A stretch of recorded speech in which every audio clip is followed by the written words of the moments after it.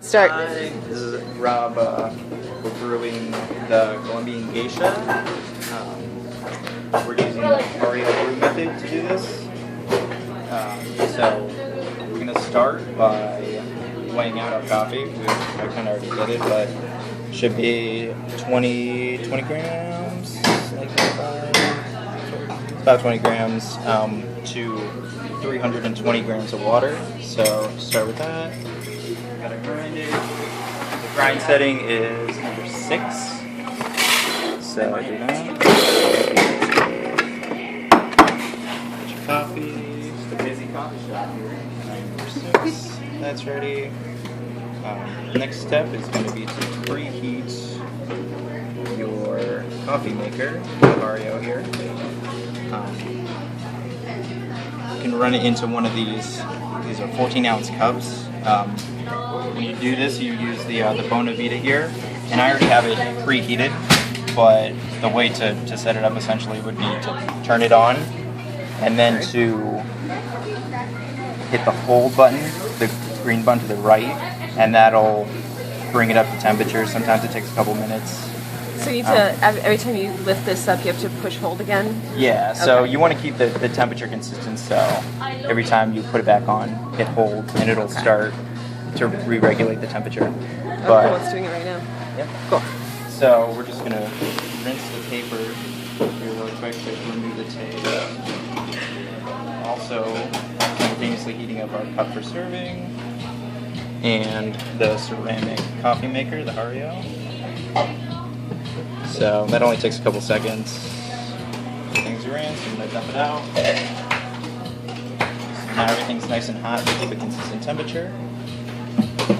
Zero that on the scale. I'm going to add the 20 grams of coffee here.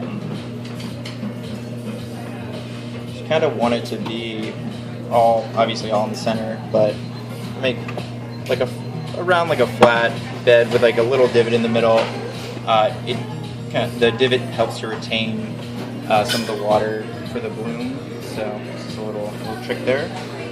So that's all ready. I'm going to tear it one more time after I added my coffee.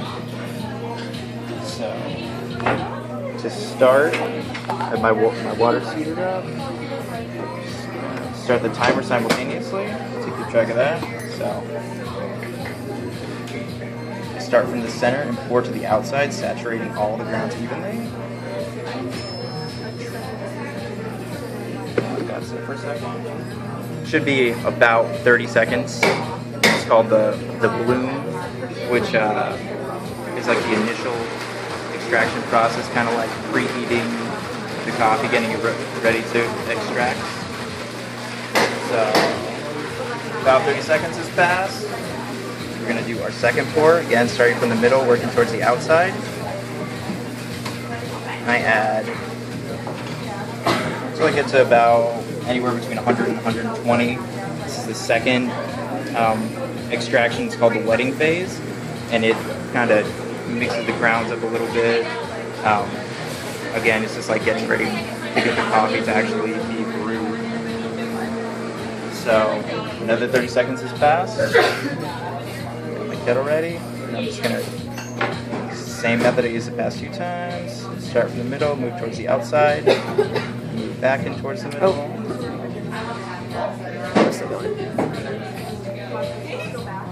And I like to add water in increments of anywhere from 70 to 100 grams of water at a time.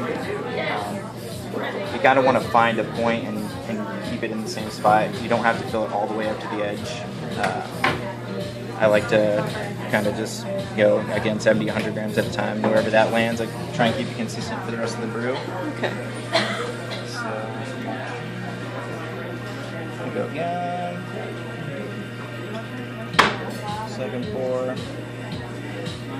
230 now. The entire process takes about 3 minutes and 30 seconds, so it's pretty quick. It's just good to always have everything set up prior so it flows a little smoother. So water's draining down again. I'm gonna go for my last pour here.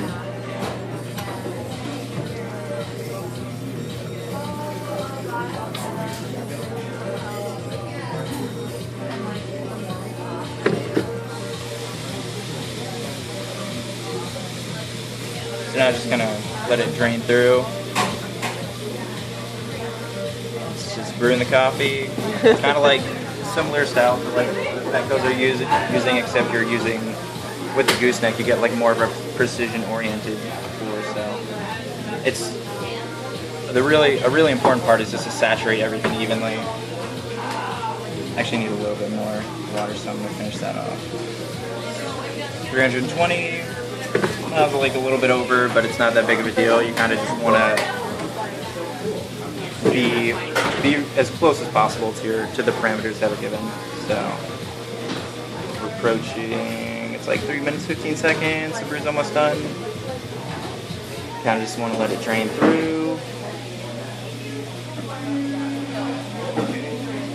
And if it's taking longer, or you feel like the coffee went through too fast or too slow, you can always kind of like actually like lift it up and just make sure that it's dripping at a pretty even rate. If it's not coming out at all, or if it's going through super fast, you probably didn't adjust the grind initially, and you might have to redo it. But so all the water sinks through the grounds.